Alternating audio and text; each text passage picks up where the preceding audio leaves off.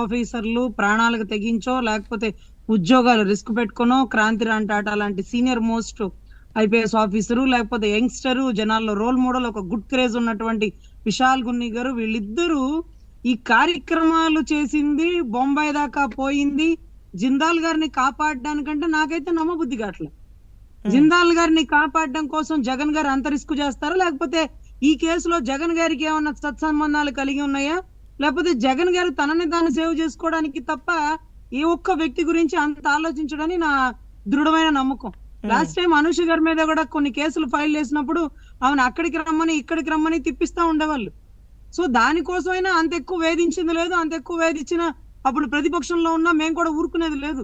కానీ ఈఎంఐ విషయంలో ఎస్పెషల్ గా ఇంత రిస్క్ ఎందుకు చేశారు అంటే ఇప్పుడు అర్థమవుతుంది. డైవర్షన్ పాలిటిక్స్ అంతా జిందాల్ మీదకి వెళ్ళిపోతుంది. కాదు జిందాల్ కోసం ఇంత రిస్క్ చేయడు, ఇంకేదో దీని వెనకాల ఒక పెద్ద ముఠా ఉన్నారు. ఆ అమ్మాయి కాదు ఇంకెంతో మంది బాధితులు ఉన్నారు. ఆ అమ్మాయి నోరెత్తే ఇంకెంతో మంది వెలుగులోకి వచ్చే అవకాశం ఉందేమో.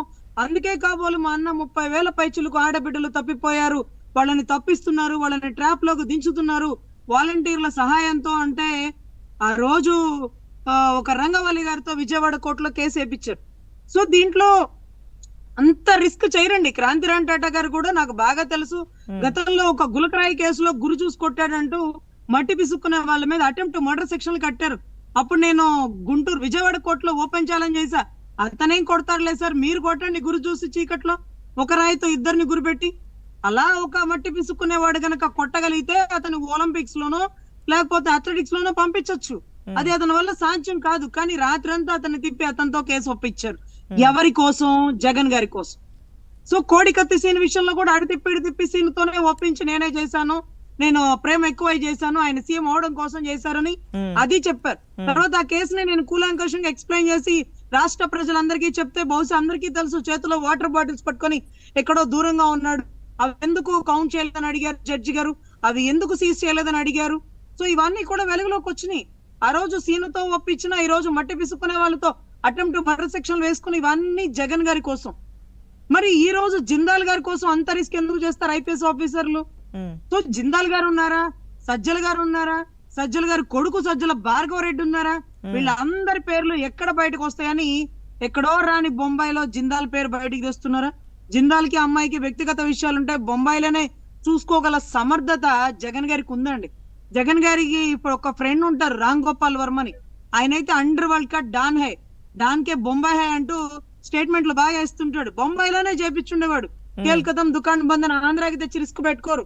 కానీ ఆంధ్ర దాకా తీసుకొచ్చారంటే ఆంధ్ర ప్రభుత్వాలు కూడా ఎవరో ఈ అమ్మాయిని ఇబ్బంది పెట్టిన దాంట్లో ఉన్నారు. ఆ అమ్మాయి కూడా అన్ని విషయాలు ఓపెన్ చేసి చెప్పలేదండి.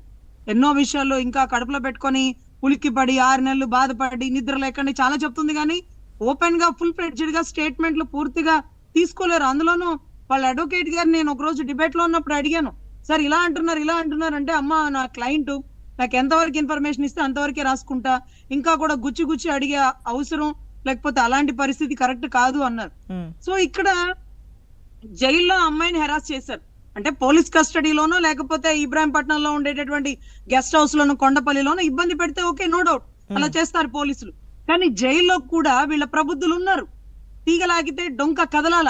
అదే జైల్లో బాబు గారిని పెట్టినప్పుడు డ్రోన్ కెమెరాలు పెన్ కెమెరాలు తిరిగినాయి అంటే అదేదో వింత విచిత్రం చూసినట్టు చూసే రాష్ట్ర ప్రజలు. సో జగన్ గారి వీరాభిమానులు.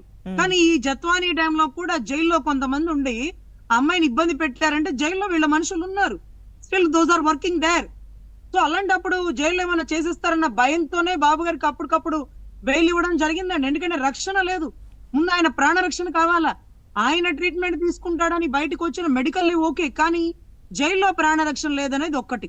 ఇంత చిన్న కేసు గురించి ఐపీఎస్ ఆఫీసర్లు జిందాల్ కోసం పోరు, జగన్ గారి కోసం పోతారు. జగన్ గారు చెప్పారు కదా అని కూడా పోరండి. జగన్ గారిని సేవ్ చేయడం కోసం అయితేనే వెళ్తారు. ఎందుకంటే ఆయన గుంటూరులో వర్క్ చేశాడండి విశాల్ గున్ని గారు. సరే వాళ్ళ ఫ్యామిలీ మార్చలేదు విజయవాడకి, అప్ అండ్ డౌన్ చేస్తున్నారు. తర్వాత ఎవరో అంటున్నారు ఏదో ఇంపార్టెంట్ వర్క్ మీద ఆయన వెళ్ళారట, మళ్ళీ వచ్చేస్తారట, లేకపోతే వైజాగ్ ట్రాన్స్ఫర్ అట అనేది విన్నాను. ఏంటా ఇంపార్టెంట్ వర్క్? ఈ ఫుల్ ఫ్లెడ్జ్డ్ స్కెచ్ అంటే విశాల్ గున్ని గారు చేస్తే అనుమానించరా? ఒక రోల్ మోడల్ తప్పు చేయడం అనుకుంటాడా? రోల్ ఏంటి రోకలేంటి? గౌతమ్ షా గారు లాంటి వారే మా హైకోర్టులో ఎఫ్ఐఆర్ సెక్షన్ చదివారు. అటువంటి ప్రబుద్ధులు చాలా మంది ఉన్నారండి గత ప్రభుత్వంలో. కానీ ఈ రోజు కూడా వాళ్ళతోనే ఉన్నది రన్ అవుతూ ఉంటే ప్రజలకి ఆశ్చర్యం అవుతుందండి. కానీ బాబు గారి దగ్గర ఉండే గుణం ఏంటంటే, ఇతను తప్పు చేస్తే, ఇతను ఉద్యోగం తీసేస్తే ఇతని కుటుంబం మొత్తం రోడ్డున పడిపోతుందమ్మా అంటారు. ఇంకొకటి ఏంటంటే, వైసీపీ వాళ్ళకి అలవాటైన విద్య కక్ష సాధింపు చర్యలు అనేస్తారమ్మా అంటారు. అలా అంటారన్న ఉద్దేశంతోనే ఆమెని ఆంధ్రాకి తీసుకొచ్చి స్టేట్మెంట్ ఇచ్చి కన్నీటి పర్యంతమైన రోజు కూడా ఈ ఐపీఎస్ ప్రబుద్ధుల్ని అరెస్ట్ చేయలేదండి. ఎంక్వైరీ వేసి ద్వారకా తిరుమలరావు గారు ఇచ్చిన స్టేట్మెంట్ ఫిబ్రవరి 2వ తారీఖున తెల్లవారుజామున 6:30కి ఎఫ్ఐఆర్ అయితే ముందు రోజున టికెట్స్ పర్చేస్ చేశారు. అనుకోకుండా జరిగింది కాదు, అనుకొని జరిగిందే. జడ్జి గారు ఇచ్చిన సెర్చ్ వారెంట్ ని అరెస్ట్ వారెంట్ గా మార్చేసి అక్కడి నుంచి తీసుకొచ్చేసారు. ఆవిడ దగ్గర ఏవో 100 రూపాయల స్టాంప్ పేపర్లు పాతవి ఉంటాయండి, ఇలాగే చేస్తదండి అమ్మాయి పలానా అండి అంటే జడ్జి గారు ఏం చెప్తారు? సెర్చ్ చేసి ఆ డాక్యుమెంట్స్ ఏమంటే తీసుకుని అంటారు. ఆ డాక్యుమెంట్స్ తీసుకోవడానికి ఇన్వెస్టిగేషన్ ఆఫీసర్ ఎస్ఐ క్యాడర్ వెళ్తాడు. మహా అయితే సిఐ క్యాడర్ కూడా ఎక్కువ ఎక్కడ పోయింది మేము చూడలేదండి. మేమంతా ఇన్వెస్టిగేషన్ రిపోర్ట్ లో ఎప్పుడు నిరంతరం వర్కింగ్ లో ఉంటాం. కానీ ఐపీఎస్ ఆఫీసర్లు ఇద్దరు ప్రబుద్ధులు బొంబాయి హోటల్లో ఉండి వాళ్ళ ఉద్యోగాలు రిస్క్ ఎందుకు పెట్టుకుంటారు? 30 ఏళ్ళు ప్రభుత్వం మారదని స్టాంప్ వేశారా? 30 ఏళ్ళు ప్రభుత్వం మారకుండా ఉండడానికి కూడా వాళ్ళ ప్రయత్నం వాళ్ళు చేశారుగా. మీరు గమనిస్తే 40% ఓటింగ్ చెక్కు చెదరలేదండి. జగన్ గారి మీద అంత వైరుధ్యం వచ్చినా ఆ ఓటింగ్ ఎక్కడి నుంచి పడిందంటే చేయాల్సిందంతా చేశారండి. కానీ టీడీపీ ఓటింగ్ 40%, జగన్ గారి ఓటు 40%. ఎప్పుడైతే జనసేన ఎటుంటే అటే గెలుపు. ఆ మూమెంట్ లో జనసేనగా చంద్రబాబు గారు కానీ పవన్ కళ్యాణ్ గారి మధ్య ఉండే అండర్స్టాండింగ్ వల్ల ఎవరు ఎన్ని రెచ్చగొట్టినా 21 సీట్లే గాని మొరిగినా, పవన్ కళ్యాణ్ గారిని విభేదించినా, ఎన్ని జరిగినా సరే ఓటింగ్ పక్కకు